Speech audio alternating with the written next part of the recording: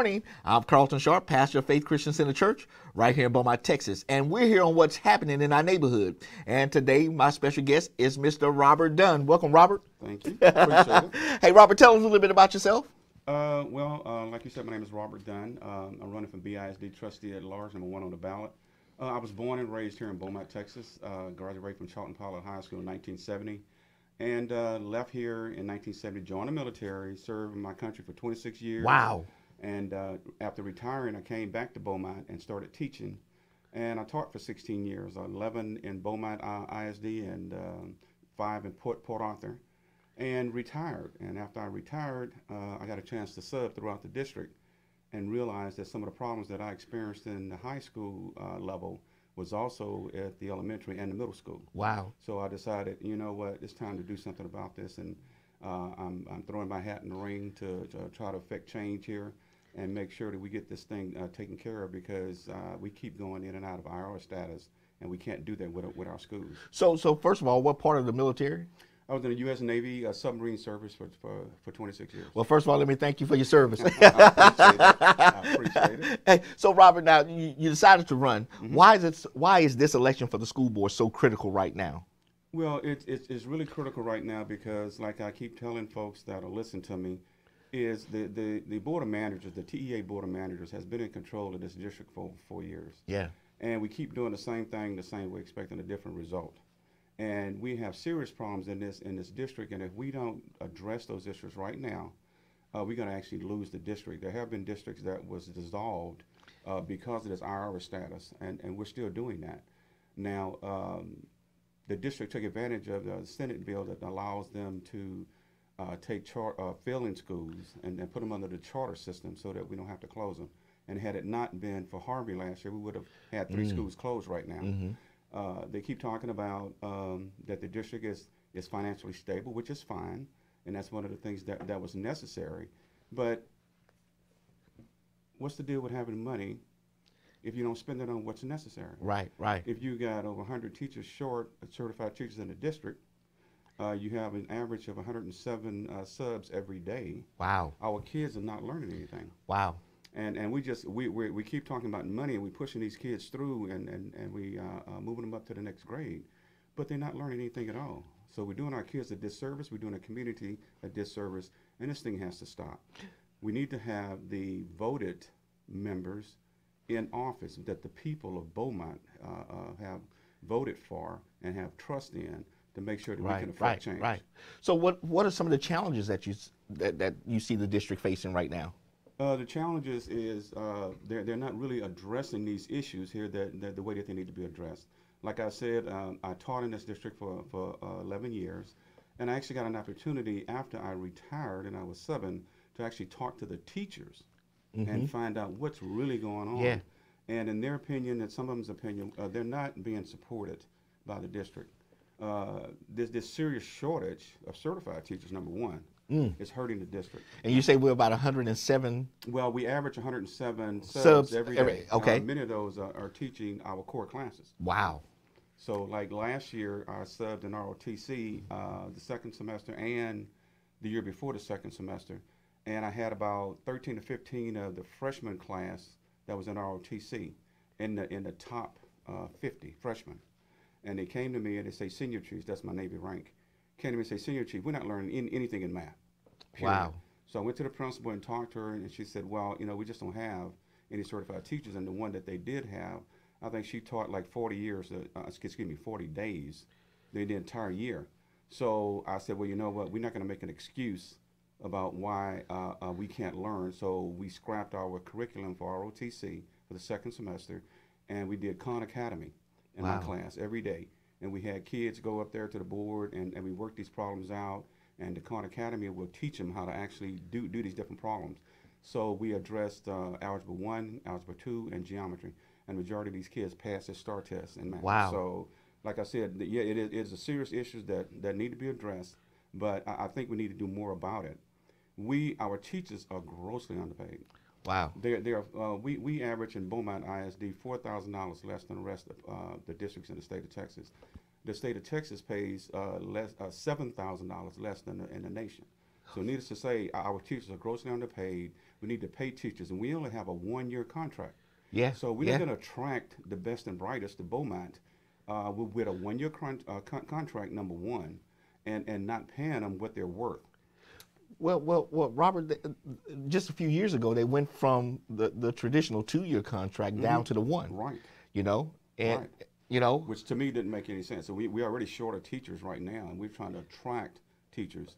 And with this stigma of the TEA board being in charge of this district because of the past board issues, a lot of folks are not going to bring them their families here. And number one, it hurts the entire city. We have to have growth in the city also, and businesses and corporations are not going to come here because, or actually have the people who live here. Right, they'll right, come here. right. But the people won't live here. They'll go to the outside areas because of the school district itself. And that's one of the things that people that are moving here would like to look at is how is the school district working for their kids? Right, right. So this has to be fixed. Well, now the state is looking at increasing teacher pay statewide. Right, and you notice that when they were talking about that, it started out at $5,000. Correct. And from there, it dwindled all the way down to I'm not sure what 2,000, whatever it is Yeah, right yeah, now. yeah. But it seems to me that everybody that is successful, all kids have to go to school, and it all starts with a teacher. Yeah. So why do we not pay our teachers to make sure that we get the best and bright? It's not that they don't want to teach. Our teachers are afraid, number one, of losing their job because of the performances of the kid. Now, my idea is I've actually witnessed kids not in class. When I was a kid, if you were walking around campus, somebody stopped you and asked you, why were you not in class? Do you have a pass? There are campuses right now that it seems like they don't see these kids walking around not in class.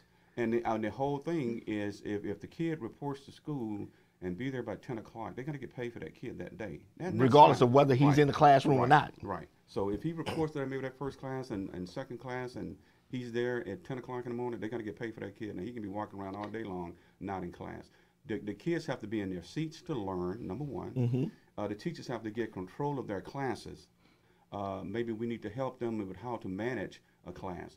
The teachers need to be backed by these kids that are disruptive. If you're spending 50 to 75% of your time addressing discipline issues in your class, then your kids are not learning. If all these kids are in their seats and a teacher can teach and not be stressed about this kid, I sent him to the office, they sent him right back. You know, the kids say, well, look, you know, he's doing this, I'm going to do it too. So and there's no consequence. Oh, no.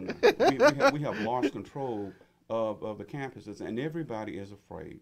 A lot of these teachers are afraid of these kids. In fact, a lot of the parents are afraid of their children. So we need parent involvement, administration involvement, and teacher involvement to make this change. And it all starts at the top. The school board is supposed to, through the superintendent, address all of these issues. Now, the superintendent is the only person in the school district that works for the school board. Exactly. Now, and then that's one of the points I wanted to make sure that people understand, that the 7 board members have one person that's responsible to them. Correct. And that's the superintendent. Correct. So, but you know, most people say, well, I'll just call Robert and, you know, and Robert could go fix that for me. And it's not a problem with you talking to your people out in the city, but it all has to go through the superintendent. Correct. Apparently in the past and sometimes in the last 4 years, that has not happened.